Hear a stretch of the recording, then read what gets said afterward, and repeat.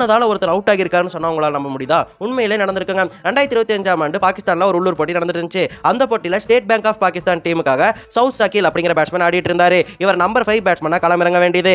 அப்படியாக அன்னைக்கு இவருடைய டீம் ஆனது 3 விக்கெட்டை இழக்க இவர் களமிறங்க வேண்டியது. ட்ரெஸ்ஸிங் ரூம்ல போய் பார்த்தா இவர் நல்லா தூங்கிட்டு இருந்திருக்காருங்க. பேட் அப் கூட இன்னொரு பேட்ஸ்மேன் பண்ணல. இவரை எழுப்பி பார்த்திருக்காங்க, கத்தி பார்த்திருக்காங்க. ஆனா இவர் எந்திரிக்கவே இல்ல.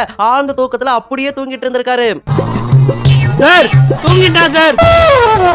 தொடர்ச்சியா 3 நிமிஷம் தட்டி எழுப்பி பார்த்துமே இவர் எந்திரிக்கவே இல்ல. இவர் எழுந்திருச்சிருவாருன்னு நினைச்சு இன்னொருத்தர் பேட் அப் பண்ணவே இல்ல.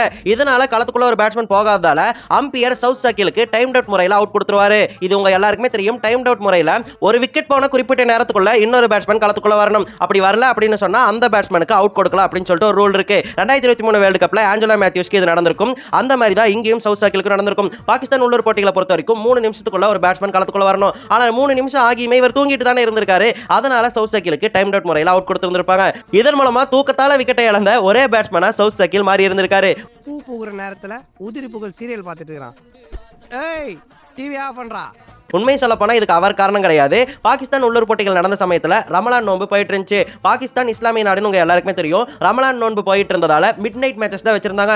நைட்டு 7:30 இருந்து நள்ளிரவு 2:30 மணி வரைக்கும் அந்த மேட்சஸ் நடக்கும். நைட்டு மேட்சை வச்சா தூங்க தோணுமா, விளையாட தோணுமா? தூங்க தானே தோணும். அதனால தான் சவுத் ஷக்கீல் அன்னைக்கு தூங்கி இருந்திருப்பாரு.